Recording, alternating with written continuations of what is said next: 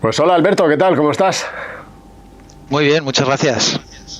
Nada, un placer tenerte con nosotros. Oye, primera valoración, vamos empezando desde lo más reciente hasta lo que sucedió ayer, de lo que hemos conocido, de esa nueva subida de tipos del BCE de 25 puntos básicos y el mensaje en general que ha lanzado Lagarde. Bueno, la verdad es que estaba muy descontado por el mercado, ¿no? La verdad es que conforme empezaron las subidas de tipos de interés, al principio sorprendían mucho, pero esta última fase yo creo que el mercado la está leyendo ya bastante bien porque estamos llegando cerca del final de la subida de tipos, ¿no? Y entonces, pues las sorpresas son cada vez menores, ¿no? Está un poco dentro de lo que se esperaba. De hecho, el mercado ha reaccionado, sobre todo ayer en Estados Unidos, con unas caídas iniciales después del discurso de Powell, pero al final muy tranquilo, ¿no? Pero ayer, o sea, en el caso del BCE parece que sigue mucho más enfocada esa parte de la inflación, no hay relajación, como sí parece, ¿no?, que empieza a verse un poco en el discurso de la Fed, ¿no?, que todavía se mantiene agresivo, aunque habla de esas dos subidas, pero parece que hay más sensibilidad ahora en Europa, ¿o no lo ves así?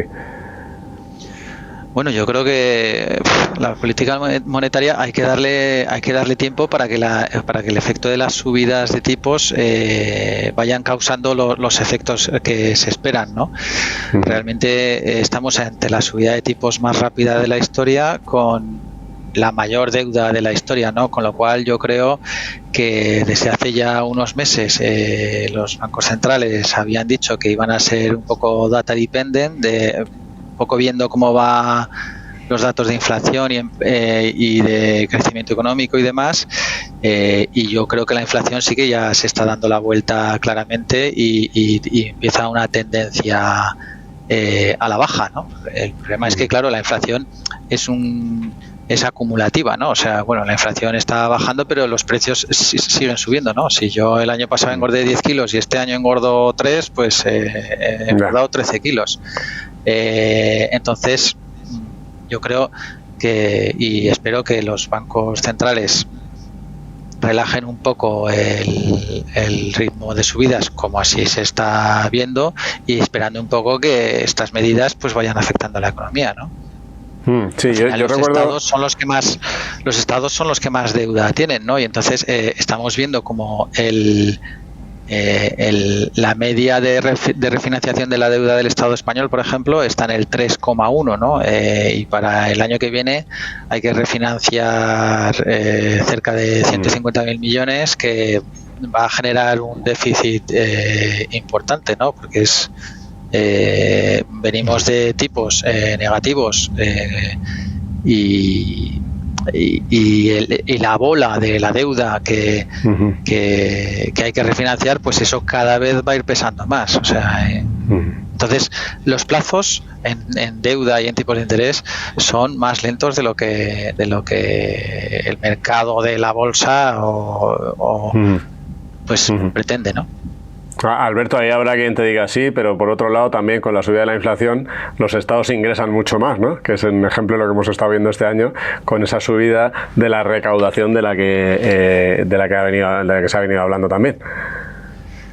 Sí, claro, o sea, al final es un tema de la recaudación es nominal, ¿no? Y cuando hay inflación, pues aparentemente recaudas más y realmente recaudas más en unidades monetarias, pero claro, también eso se detrae de la economía, ¿no? Entonces al final la economía son vasos comunicantes y lo que quitas de un lado lo pones en el otro, pero no siempre uno más uno son lo mismo, ¿no?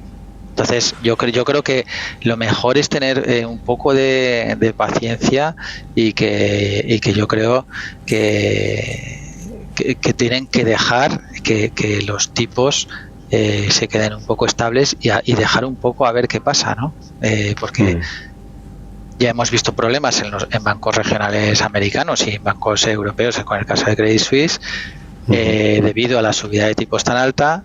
Yo creo que esos problemas están controlados, pero también hay que controlar el tema de la vivienda, hay que controlar muchas cosas, ¿no? Y el tema de el rolo de la deuda, que se haga de la mejor manera posible.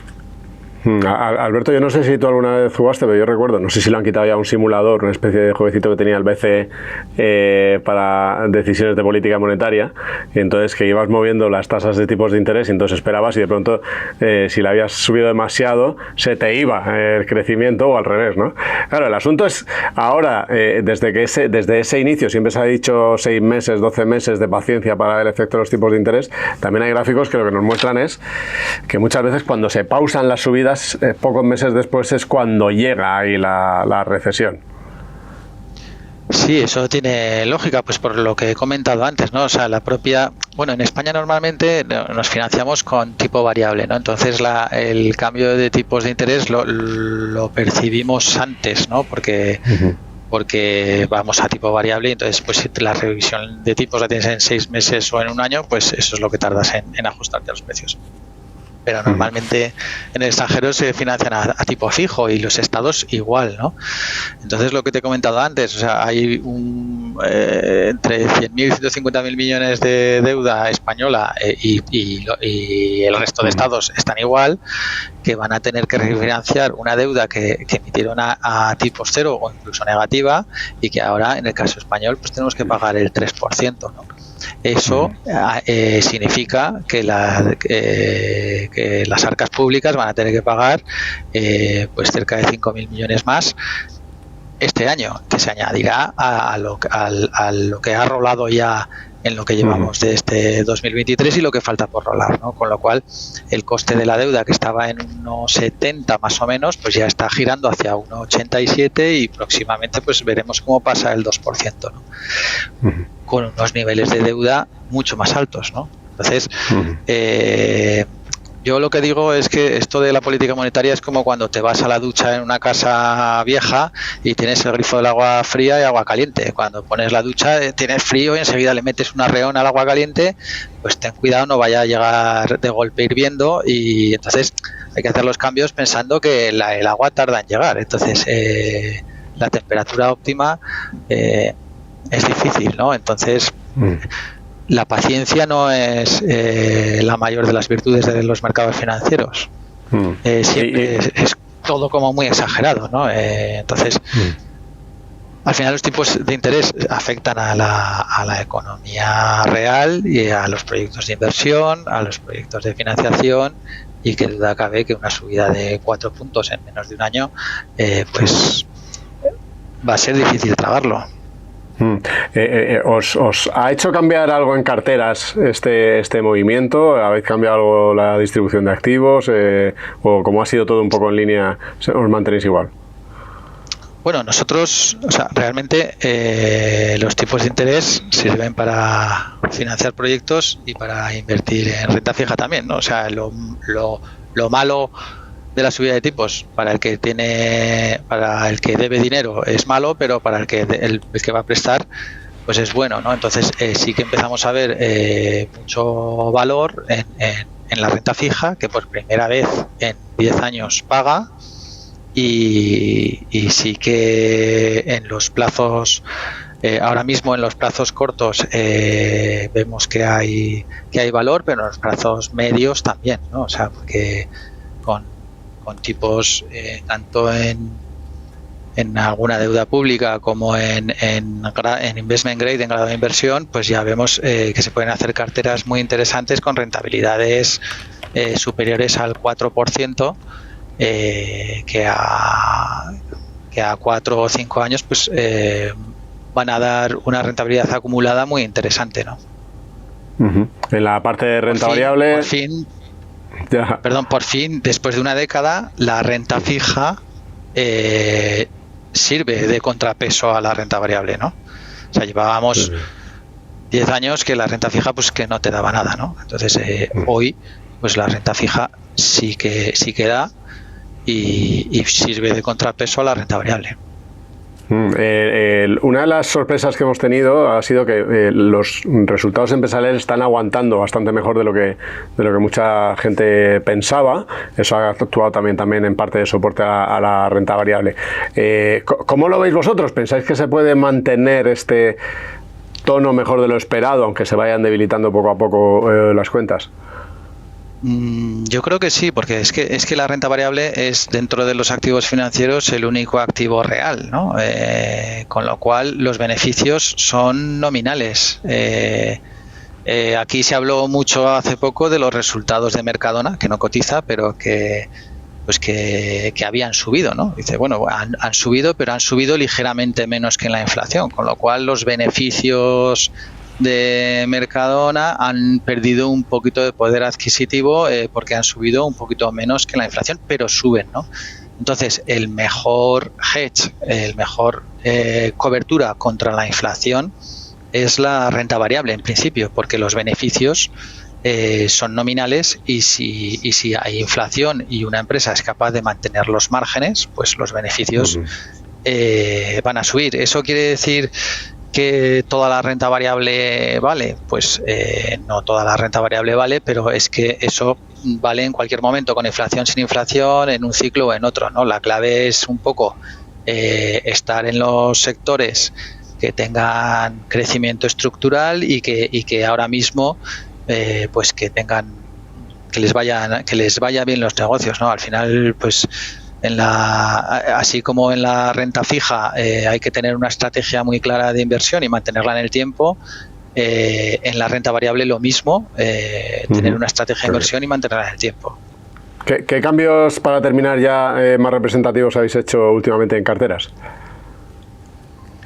Estamos alargando duración en renta fija. Y en renta variable, pues la verdad es que en renta variable hemos hecho pocos cambios. Seguimos confiando en el sector telecomunicaciones, el sector consumo, tecnología, el sector consumo y el sector sanidad como los tres sectores principales, que son los que más crecimiento estructural tienen, ¿no? Además, el sector consumo y tecnología son sectores muy grandes y como para encontrar un montón de subsectores dentro de los mismos, ¿no? También en el sector industrial empezamos a ver que hay oportunidades también interesantes. Me pasa con tecnología, por terminar, es que mucha gente diciendo que las valoraciones, sobre todo en lo que tiene que ver con la inteligencia artificial, que se han ido totalmente. No sé si lo compartís o no. Sí, bueno, sí, la verdad es que tecnología es un sector que siempre tiene un subsector que está en boom total, ¿no? Yo creo que sí que en inteligencia artificial hay valoraciones que están un poco bastante infladas, pero sigue habiendo muchos valores que tienen un crecimiento estructural de muy largo plazo, ¿no? Yo creo que la inteligencia artificial sí que se está concretando mucho en esas dos palabras, que yo creo que poco a poco irán cuajando, pero tampoco sé si será tanto como dicen o no, pero al final los campeones creo que van a ser los de siempre, porque es un sector en el que las escalas a la entrada pues es muy grande, las barreras a la entrada y el grado de inversión que hay que hacer, o sea, y al final lo dominan 10 compañías. Bueno, pues nos vamos a quedar con eso, con tu valoración, así que nada, muchísimas gracias por tu tiempo, Alberto, ha sido un gusto tenerte en este Directo Finect. Muchas gracias a vosotros.